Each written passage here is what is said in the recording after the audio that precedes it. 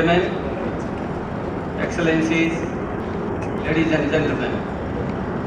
It's a great pleasure and honor for me to extend the warmest greetings and best wishes on behalf of the government and people of Nepal, the land of Mount Everest, the birthplace of Gautam Buddha, to the government and the people of Brazil for making this generational summit on sustainable development a success. Mr. Chairman, 20 years after the historic Earth Summit, we are meeting here in this beautiful city to take stock of progress that we have made and the challenges that remain to be addressed in realizing the vital goals of sustainable development. The world we live in today is more unjust compared to the one we have inherited. Our capacity to produce goods and services have increased many folds, accumulating unprecedented wealth. But more than one-third of the world population is pushed under abject poverty. The process of rapid globalization of finances and unsustainable consumption of resources has made few people further rich at the cost of the rest, marking greatest ever inequality among human beings in history. Millions of people are homeless and living in miserable conditions of dehumanizing poverty and hunger. Millions of youth suffer from unemployment and underemployment. Women, constituting half of the population, are still treated as second-class citizens. Aboriginal people and oppressed nationalities are still crying for equality and justice. Hence, we have to make a fair assessment of the impacts of globalization and look at the root causes of underdevelopment. Underdevelopment is not an original sin. It is a legacy created and left behind by past unjust relations between nations. A world that is characterized by entrenched inequality and discrimination, one that continues to defy the universal values of justice, equality and humanity is not sustainable, and it must unequivocally be changed. In this context, the global economic tenets need to be realigned to rectify the contemporary economic goals.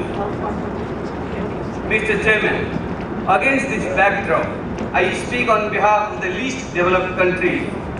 All our countries face severe structural constraints and multiple vulnerabilities with a multitude of development problems.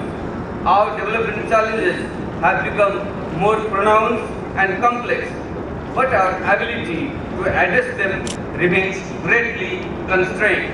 The LDCs continue to remain most off track in achievement of the MDGs that we collectively define as a basic minimum for humanity.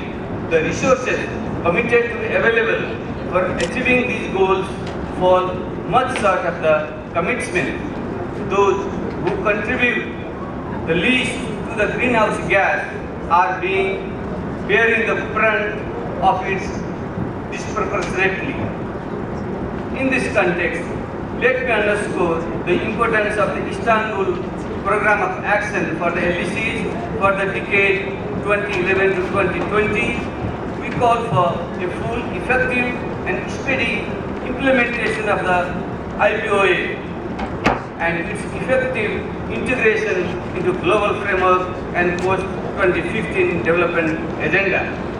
When talking about sustainability of the way we live today, we must remember the well-known saying that there is sufficient means to meet all our needs, but not enough to fulfill our greed.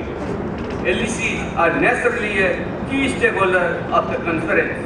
Our concerns and aspirations in the context of sustainable development and poverty eradication should get a due priority. We need to express our commitments based on the principle of common but differentiated responsibility and our respective capabilities. Mr. Chairman, we should integrate and address the economic, social and environmental dimensions of sustainable development in a comprehensive and holistic manner. Water, energy, food, security and agriculture and natural resource management are of critical importance to us. We need to see measurable progress in this area. The social dimensions should pay attention to develop social and human capital, including the MDGs by 2015. The environmental dimension should address our vulnerabilities and build resilience in the face of increasing impact of climate change and other disasters such as desertification, sea level rise, melting of glaciers and coastal flooding. We emphasize that the outcome of Rio+20 conference should provide for additional and predictable financial resources to support the sustainable development efforts of LDC, together with sincere fulfillment of all commitments, including on ODA, debt, trade, investment and technology and capacity building as contained in the IPOA. We view the green economy as new development opportunities. The green economy should promote green jobs and enhance our capacity without constraining policy space to pursue a development path in accordance with our own national priorities. Mr. Chairman, let me now briefly touch upon the context of sustainable development in my country, Nepal. After the completion of the ongoing protracted political transition in Nepal, we plan to embark upon a rapid and sustainable economic development of the country. Despite our daunting economic and geographic challenges as a least developed and landlocked country and limited technical and institutional capacities, we have initiated national framework for action for sustainable development with a multi-sector stakeholder approach. As part of our national initiatives, we have launched Sustainable Community Development and Community Forest Programs, Rural Energy Program, as well as Inclusive Governance. Likewise, we are giving due priority to hydropower development and sustainable tourism in Nepal as part of our green growth strategy. With many mountain peaks, including 8 of the world's highest mountains and rich biocultural heritage, Nepal is a place with perfect blending of nature and culture. But for the past few years, Nepal has been on the front line of climate change effects and ranked by some studies as the world's 4th most climate vulnerable country. We call for making a global political commitment at Rio to promote sustainable mountain agenda. It is for these reasons we have launched Mountain Initiative to highlight mountain issues at the global level. As I stand here on the podium, I see both the challenges and opportunities staring at our face. Never before our activities have been as integrated as they are today. Our fate is in our hands. Business as usual is not an option. We must start a new groundbreaking path for all of us here and now. We have limited window of opportunity for course correction. We must act and act now collectively.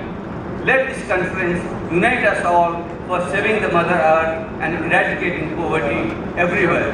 Let Rio+20 be a historic conference to initiate a new development paradigm for us all. Let the conference come up with a bold vision and a strong framework of action supported by strong means of implementation. Let the conference radiate a ray of hope and instill confidence in the lives of the millions of poor, women and oppressed nationalities around the world, that it will make a difference in their lives and their children's lives. Let all of us march to the goal of prosperity, equality and sustainable development together. Thank you.